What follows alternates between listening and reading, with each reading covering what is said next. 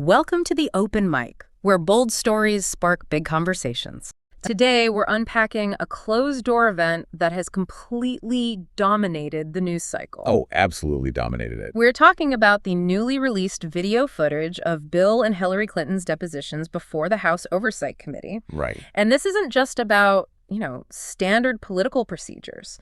This is regarding the sprawling, deeply unsettling Jeffrey Epstein investigations. Yeah. So our mission today is very specific. We want to cut through the massive amount of noise out there. There's a lot of noise. So much noise. We're looking directly at the reporting from BBC News, which covers the release of over 9 hours of tape. 9 hours. We're going to extract exactly what happened in that room, what was actually said on the record, and most importantly, why it matters to you. But before we go any further, and before we dive into the substance of these 9 hours of testimony, it is absolutely crucial that we set some ground rules for our discussion today. Absolutely. The source material we are examining involves heavily polarizing political figures from both the left and the right. Yeah. We are talking about the Clintons, we are talking about Donald Trump, and we are talking about sitting Republican lawmakers. Right. We are not taking any sides, nor are we endorsing any of the political viewpoints or actions mentioned. We are here strictly as impartial guides to report and analyze the contents of the BBC News report provided, helping you understand the facts of the source material. Exactly. The context here is heavy, and we need to look at it with clear eyes. Oh, sure. Let's set the stage for why this deposition is even happening right now. Okay. Based on the reporting, neither Hillary Clinton nor Bill Clinton has been accused of any wrongdoing by any of Jeffrey Epstein's victims. That is a crucial factual baseline we need to establish right up front. Right.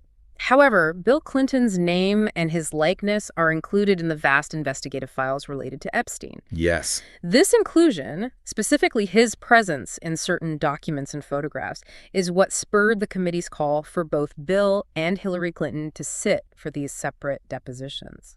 What's fascinating here is the incredibly unique nature of this specific legal and political event. Yeah. You have two of the most high-profile political figures in modern American history. Right, a former two-term president and a former Secretary of State. Exactly, being deposed. Yeah. But they aren't sitting in those chairs as accused criminals. Right. They are being brought in as adjacent entities. Okay, wait, let me stop you there. Adjacent entities. Yeah. What does that actually mean in the context of a congressional hearing?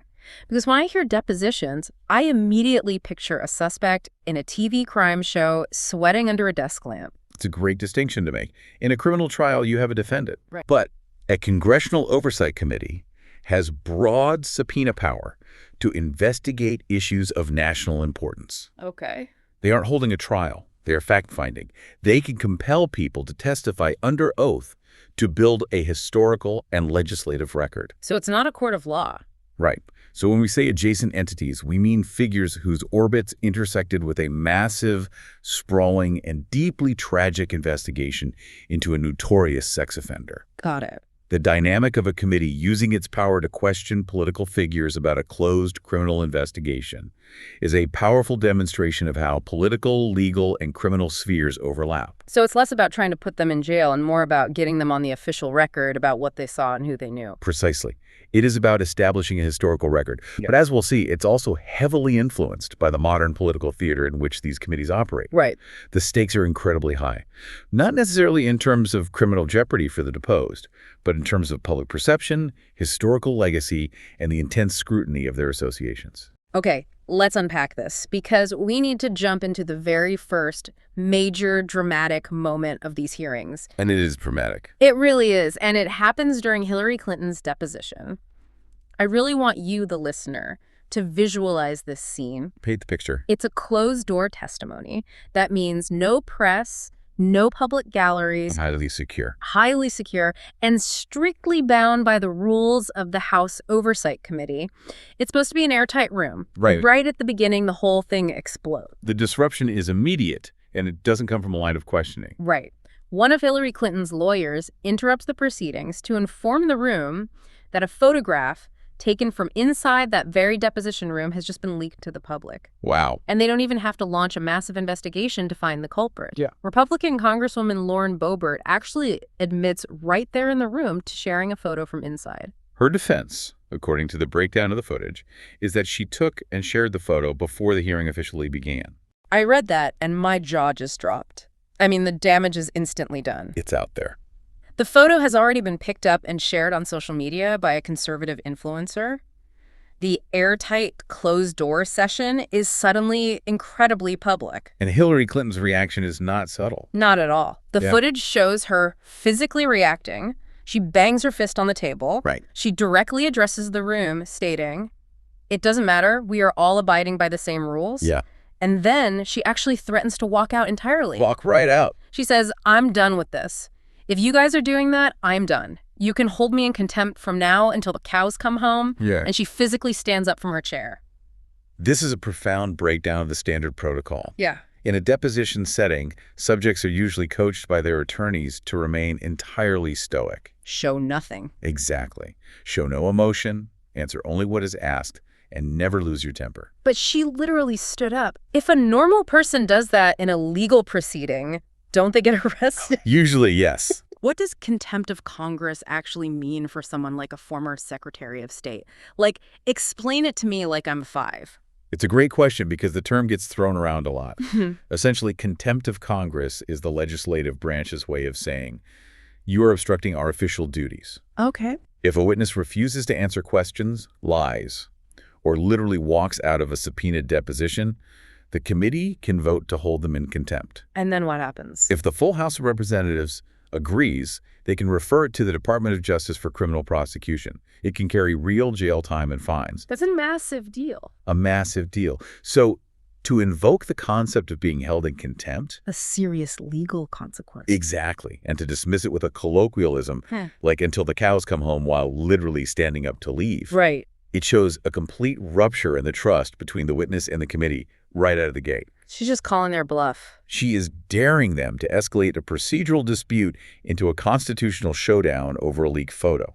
Think about the visual contrast here. You have a former U.S. Secretary of State, someone deeply steeped in international diplomacy, formal hearings, and strict institutional protocols. Very formal. Someone who has sat across from world leaders, and she is banging her fist and standing up to walk out of a federal deposition. Over a photo. Right, and what caused it? Not a fierce debate over foreign policy, not a grueling interrogation over illegal statutes. No. It was a social media leak. A sitting lawmaker took a photo on their phone and sent it to an internet influencer. It really is a collision of two entirely different worlds. It really is. You have the extreme solemnity of a congressional deposition regarding a prolific sex offender crashing headfirst into the modern era of instantaneous social media clout chasing. Yeah. It's like the institutional tradition of Washington, D.C. just collided with the digital Wild West playing out in real time in a closed-door room. And this brings us to a layer of procedural irony that is just incredibly analyzed. Because after she stands up, the hearing is forced to pause. They literally have to stop the tape and take a break to de-escalate the situation. Right. When they reconvene, Clinton's lawyer takes the floor and absolutely scolds the committee. I was reading the transcript of what the lawyer said, and it was brutal. It was. The lawyer calls the leaking of the image unacceptable, unprofessional, and unfair. But here's the core irony that the lawyer points out to the lawmakers in the room. Hillary Clinton's camp had actually requested an open hearing. They wanted it public. They wanted this deposition to be entirely public, viewable in real time to the American people on television. And the committee denied that request.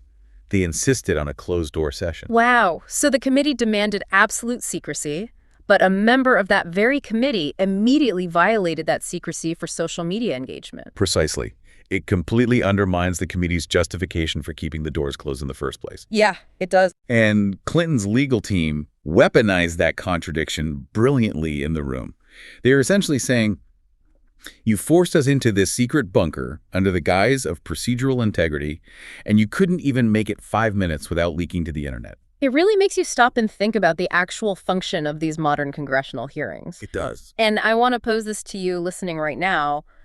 When you hear about a dynamic like this, does it change how you view these proceedings? That's a great point to consider. Are these hearings purely for fact-finding?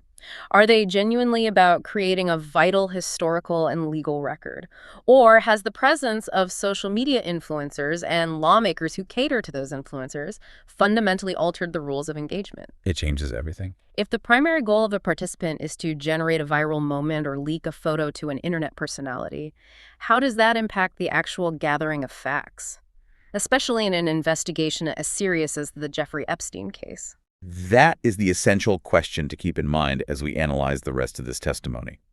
The breakdown of procedural decorum over a leaked photograph is symptomatic of a larger shift. Yeah. It suggests that the audience for these hearings is no longer just the official legislative record or the Department of Justice. The audience is the immediate, highly polarized online ecosystem. Right.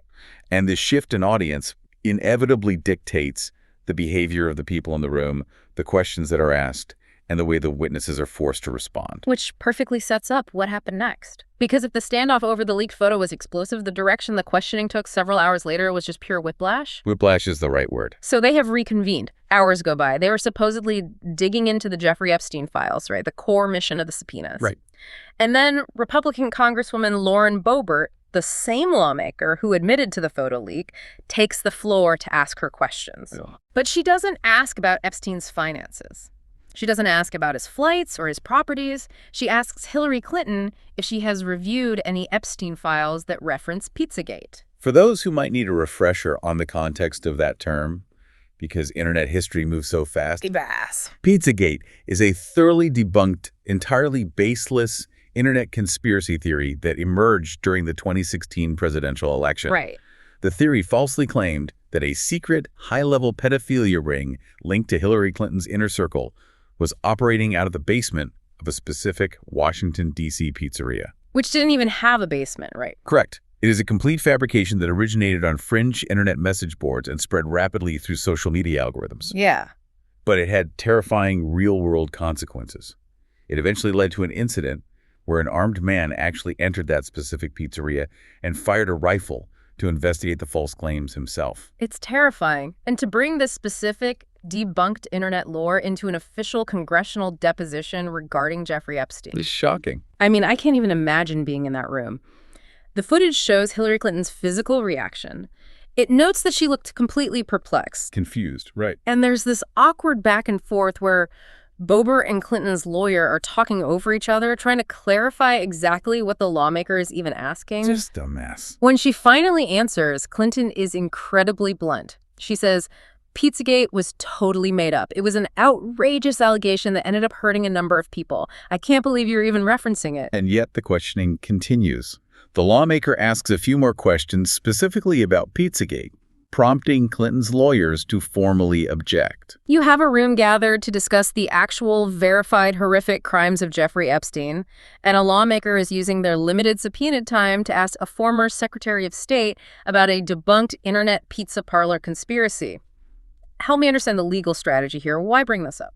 If we connect this to the bigger picture, the whiplash here is not just surprising. It is highly revealing about the current state of congressional inquiries. Right. We are witnessing the official legal blending of verified criminal investigations with weaponized internet conspiracies. Blending them how? The legal and historical precedent being set here is profound. When a lawmaker introduces a term like Pizzagate into the official record of a deposition, they are forcing the witness to address internet lore on the exact same legal footing as actual investigative files. Wow. It forces the conspiracy theory into the congressional record. Clinton's response, I can't believe you're even referencing it, highlights the cognitive dissonance of the moment. Right. She's reacting to the fact that the boundary between fringe internet fiction and the official fact-finding apparatus of the United States government has essentially evaporated in that room. That is wild to think about, that the congressional record now contains a back and forth about a fake basement. It's true. And just when you think the questioning couldn't veer any further from the core subject of Jeffrey Epstein, it takes another incredibly sharp turn. It does. Another Republican lawmaker, Representative Eric Burleson, steps up to the mic. And according to the video, he announces that he would like to begin his questioning with some lighthearted questions. Lighthearted. Right. And what does he pivot to? UFOs. Unidentified flying objects. Yes, aliens. He brings up the fact that businessman Lawrence Rockefeller spearheaded an effort to get government files about UFOs declassified back during Bill Clinton's presidency. Okay.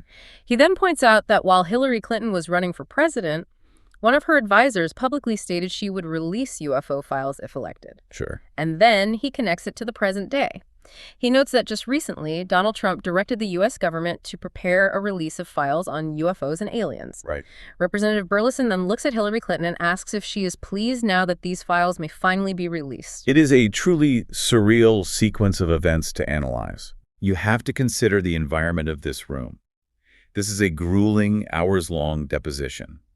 The subject matter is exceptionally dark, involving human trafficking and a deceased sex offender. Yeah. And suddenly, a lawmaker is asking lighthearted questions about extraterrestrials and classified alien files. It feels like an SNL sketch. It really does. Mm-hmm. But from an analytical perspective, this suggests a few things about modern hearings. Show me. First, it highlights how lawmakers use their allotted time for diverse purposes. Sometimes those purposes are completely unrelated to the core subpoena. Right. They might do this to cater to specific voter interests, to create a viral clip for social media, or simply to establish a specific kind of public record on a pet issue. Makes sense. But secondly, and perhaps more importantly, look at how Hillary Clinton navigates this bizarre pivot. Right, because she doesn't bang her fist on the table for this one. No, she doesn't. She doesn't threaten to walk out. She actually engages with the premise. She answers that she is pleased, and she adds this specific quote, "I think whatever can be disclosed should be disclosed."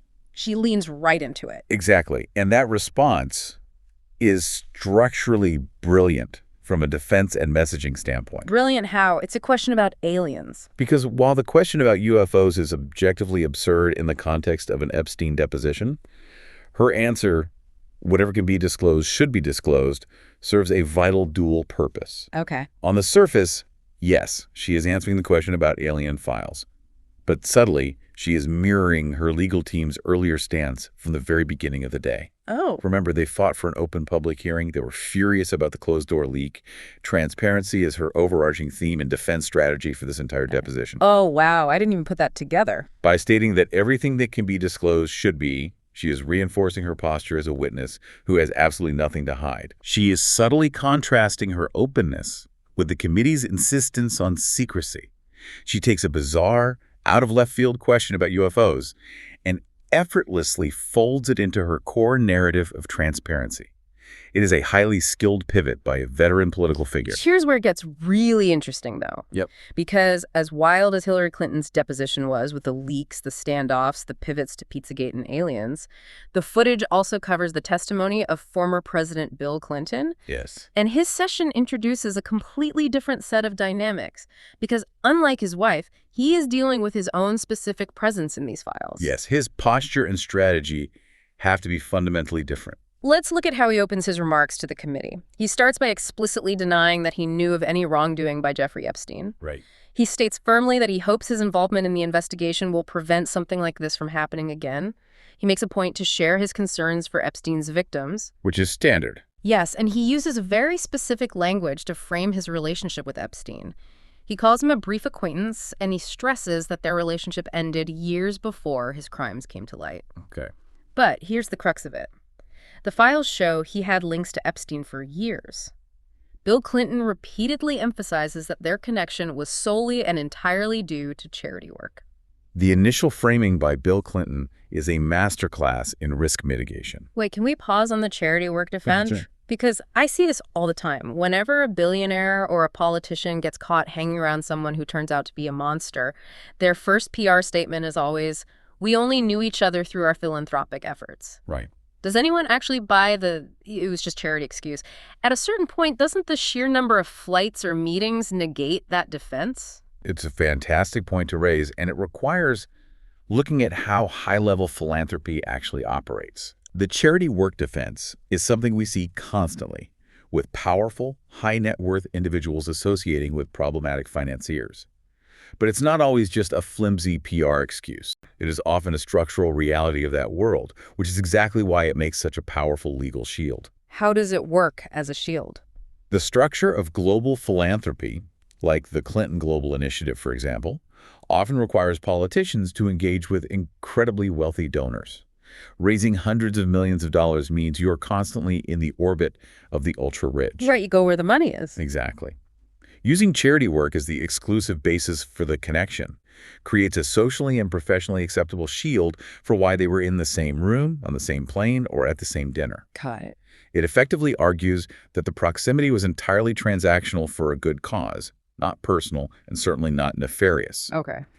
Legally, it establishes a legitimate business reason for the association, shifting the burden of proof onto investigators to prove that the relationship went beyond standard donor maintenance. So it's basically saying, yes, I was on his plane, but I was flying there to save the rainforest, not to go to a party. Exactly. It sanitizes the proximity.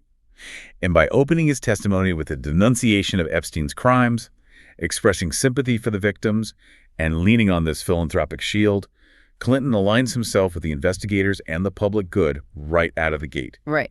He is establishing himself as a cooperative, concerned citizen who is merely doing charity work, not a hostile witness hiding dark secrets. But the questioning doesn't stay strictly on his own charity work. Right in the middle of this hours-long deposition, Bill Clinton is asked directly whether Donald Trump should be compelled to testify before the committee. This is a fascinating moment of political triangulation. Bill Clinton's initial response is a classic deferral. He says, that's for you to decide. Sure. He puts the burden entirely back on the lawmakers. But he doesn't stop there. He immediately follows that deferral with a very pointed addition. He says, but he did know him well, meaning Trump knew Epstein well. This raises an important question about how witnesses navigate the presence of other powerful figures in these narratives. Tell me more. This is a very careful verbal dance happening under oath. Clinton is actively distancing himself from Epstein, insisting he was merely a brief acquaintance and it was all for charity. Yeah. But in the exact same breath, he is actively cementing Donald Trump's proximity to Epstein, stating unequivocally that Trump knew him well. It's like a rhetorical sleight of hand. It is. He does this without directly accusing Trump of any crime, and he explicitly defers the decision of a subpoena to the committee, thereby maintaining an image of cooperative neutrality. Wow. He minimizes his own exposure while maximizing the spotlight on his political rivals' historical associations, all within the strict confines of answering a direct question. And to back up that assertion that Trump knew Epstein well, Bill Clinton actually recounts a very specific story. Right. He details a conversation he had with Donald Trump back around 2002 or 2003. And the setting of this conversation is just wild to visualize. It really is. Clinton says the exchange took place at Donald Trump's golf course during a fundraiser. According to Clinton, Trump brought up Jeffrey Epstein. Okay. Clinton quotes Trump as saying, "We were friends, and then we had a falling out over a land deal."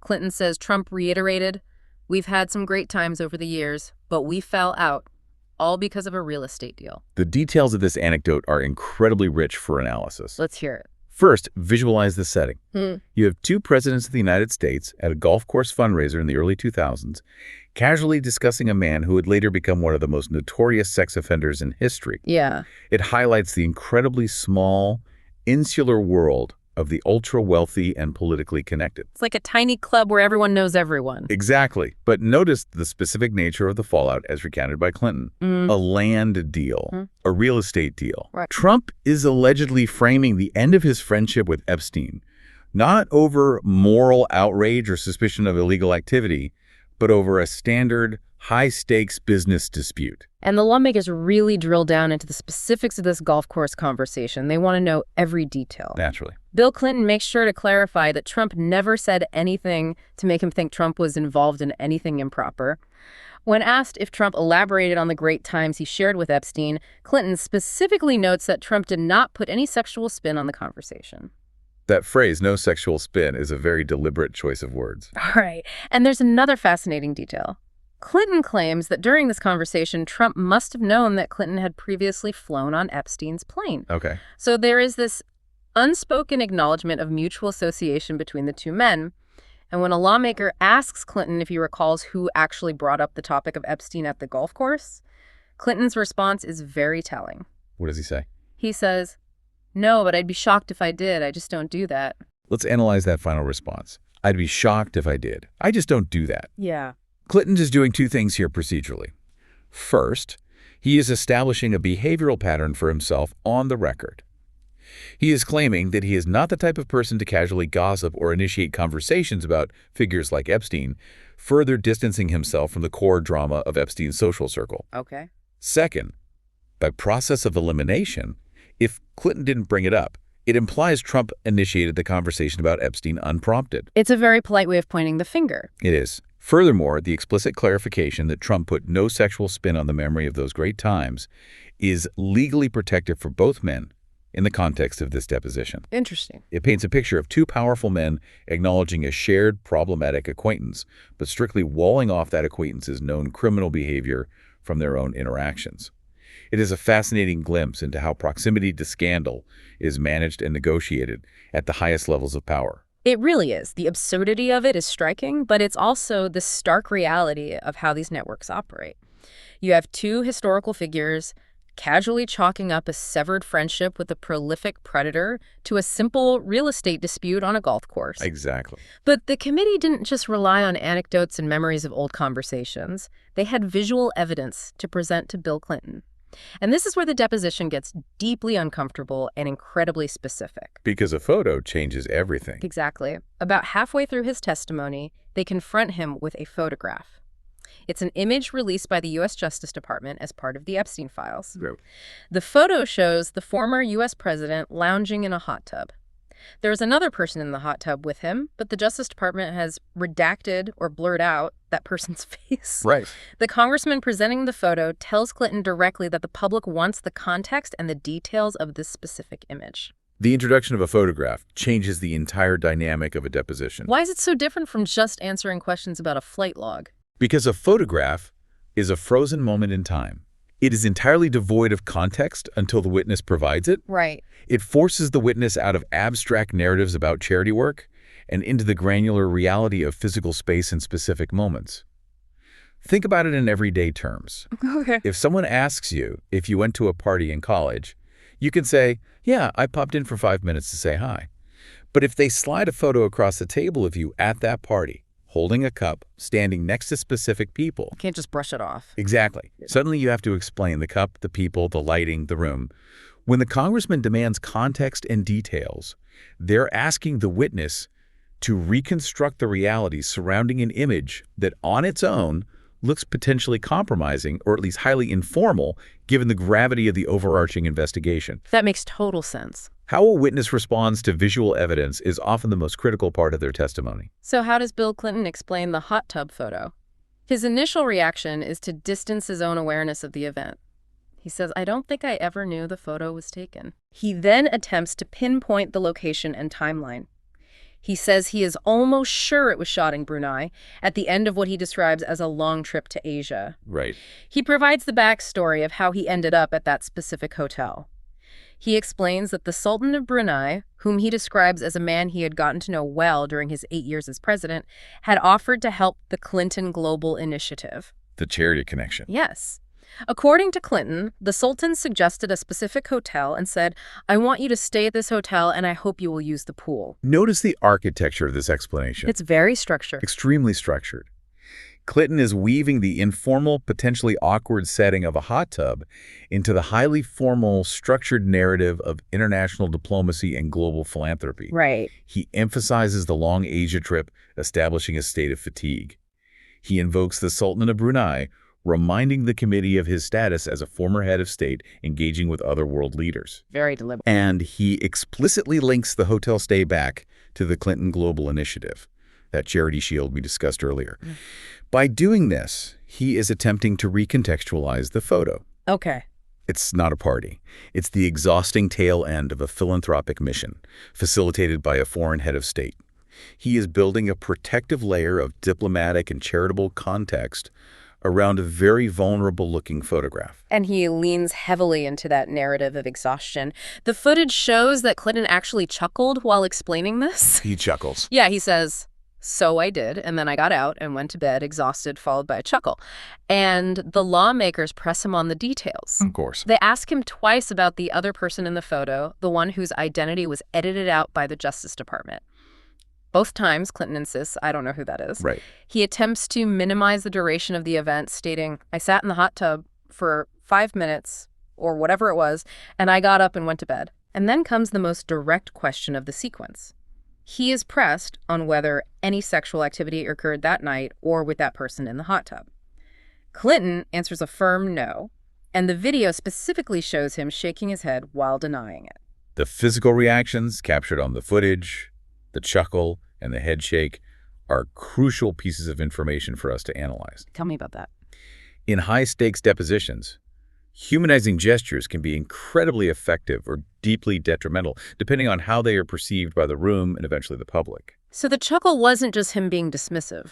It's likely an attempt to inject a sense of mundanity and relatability into the proceeding. He's trying to portray the moment not as a sinister gathering, but as the unremarkable, slightly absurd actions of a tired traveler seeking 5 minutes of relief at a hotel pool. Makes sense. He's trying to lower the temperature of the interrogation. The head shake, conversely, is a physical reinforcement of an absolute denial. Right. When faced with the most serious implication of the line of questioning sexual activity, the chuckle vanishes, replaced by a firm physical negative. That makes total sense. And it is important to note the broader context of why the committee is asking about this specific hotel. Why? Several other photos released by the Justice Department from that same location appear to show others with redacted faces in the hot tub and pool area. And crucially, they show Ghislaine Maxwell, Epstein's co-conspirator. Oh, wow. The presence of Maxwell in the broader photographic record of that location is what gives the committee's questions their immense weight. It forces Clinton to account for his exact movements and interactions within a space where known traffickers were present. I really want to pause and just visualize this for a second. Imagine being presented with a photograph of yourself from roughly 2 decades ago. It's hard to imagine. The context is entirely stripped away. The faces around you are blurred out by federal investigators, and you are sitting in a room full of federal lawmakers, and you have to accurately account for a span of 5 minutes from 20 years ago. And your memory better be perfect. Exactly. You have to explain your exhaustion, who told you to go to the pool, and explicitly deny criminal behavior based on a single frozen frame. It is a staggering demonstration of how the past can be exhumed and interrogated pixel by pixel when you intersect with an investigation of this magnitude. It absolutely is. Yeah. The pressure in that room must be immense, and the line of questioning doesn't afford him any time to recover from the hot tub interrogation. They just keep going. They immediately pivot to perhaps the most complex relationship in the entire Epstein saga, his connection to Ghislaine Maxwell. Right. At one point, Clinton is asked a highly provocative, politically charged question. He is asked whether Donald Trump should pardon or grant clemency to Ghislaine Maxwell, who is currently serving a 20-year sentence for sex trafficking victims for Epstein. This is a blatant trap, politically speaking. How so? It attempts to force Clinton to weigh in on a hypothetical action by his political rival regarding a convicted criminal with whom Clinton had a known association. If he says Trump shouldn't pardon her, the committee might ask why he was friends with someone so terrible.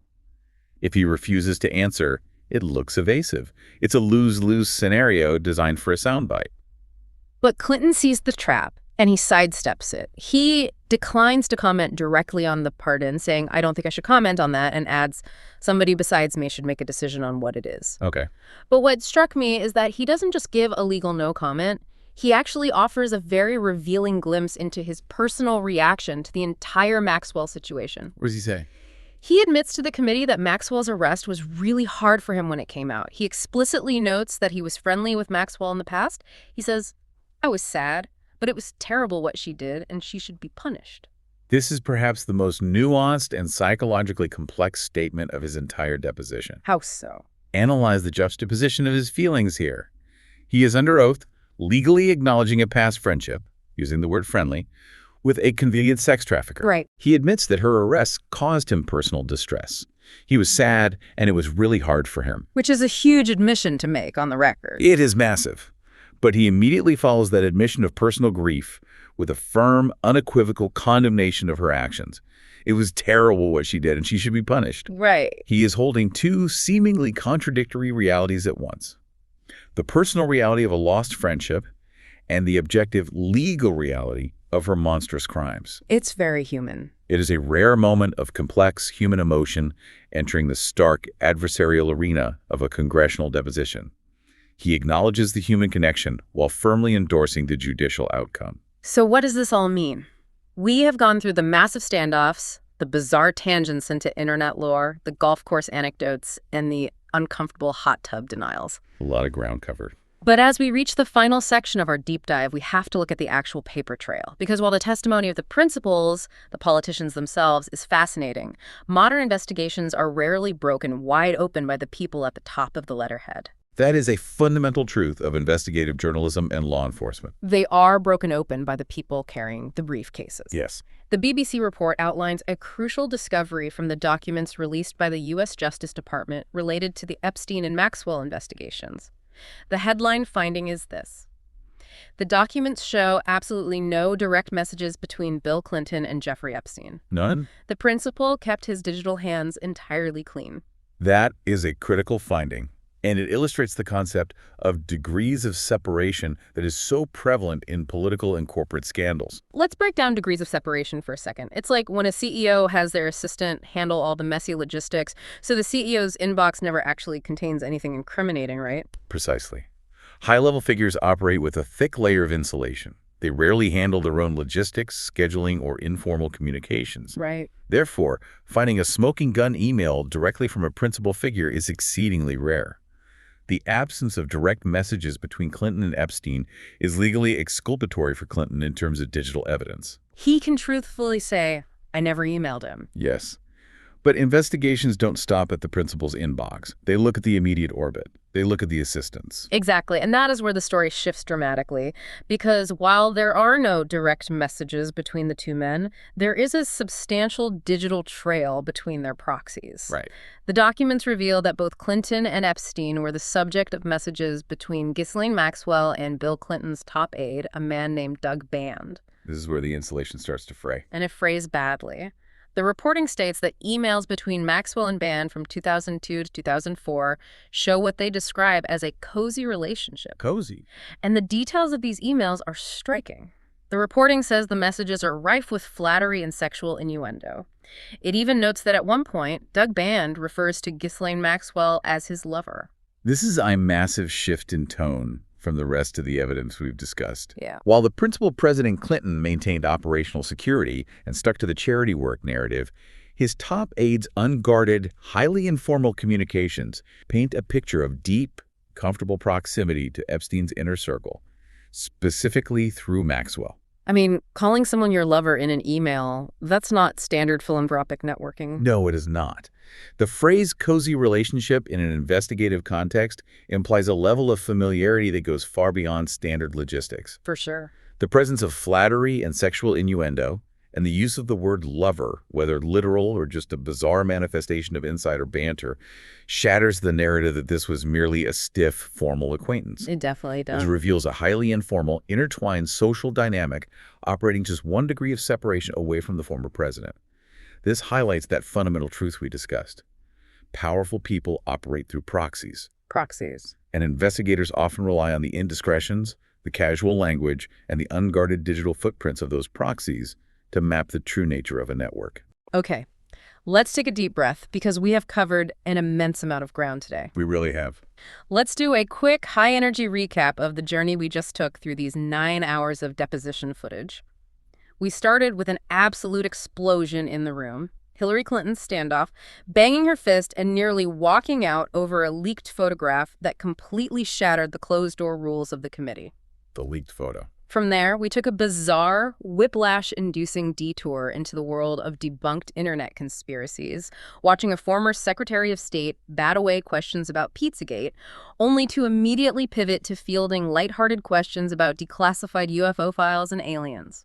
That pivot was surreal. Then we shifted to Bill Clinton, watching him carefully thread the needle regarding his golf course conversations with Donald Trump, managing to distance himself from Epstein while cementing Trump's proximity. A delicate dance. We watched him navigate the uncomfortable reality of a redacted Justice Department photograph, explaining away a Brunei hot tub as the exhausted end of a diplomatic trip.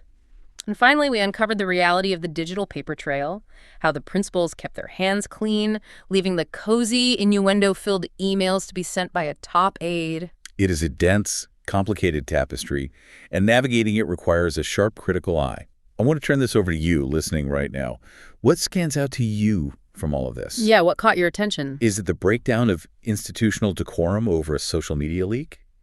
Is it the surreal blending of severe criminal investigations with fringe internet lore like Pizzagate? That part is still blowing my mind. Or is it the careful, calculated rhetoric of powerful figures explaining away their proximity to a predator using philanthropy as a shield? The underlying lesson here is that in the modern era, political theater, internet conspiracies, and tragic criminal investigations are inextricably linked. The truth is rarely found in a single statement or a single photograph. It is found in understanding the complex, sometimes contradictory motivations of the people in the room, and recognizing how the intense pressure of public scrutiny shapes every word spoken on the record. It really makes you realize that history isn't just a clean list of facts, it's a constant, messy negotiation of narratives. And as we wrap up this analysis, I want to leave you with a final thought to mull over, building purely on the dynamic we saw in those final emails. Let's hear it. We have spent all this time focused on the testimony of the principals, the presidents, the secretaries of state, the high-profile lawmakers. We watched them carefully construct their defenses, parsed every chuckle, and analyzed every deferral. Right. But consider this. The only written evidence of a truly cozy relationship, the only documentation containing actual sexual innuendo, came not from the leaders themselves, but from a top aide's emails from 2 decades ago. Just sitting in an inbox. It begs a fascinating question about the nature of the historical record. In the digital age, as power becomes increasingly insulated and principals become ever more cautious about their digital footprint, will the ultimate truth of our most powerful institutions be exposed not by the leaders themselves sitting in deposition chairs, but by the unguarded, forgotten keystrokes of the people carrying their briefcases? That is exactly the kind of question that keeps us digging. Thank you so much for joining us on this incredibly dense, fascinating journey through the source material today. We love unpacking these bold stories with you, and we can't wait to dive into the next one. Take care and keep asking the big questions. Thank you for your time and your curiosity. Until next time.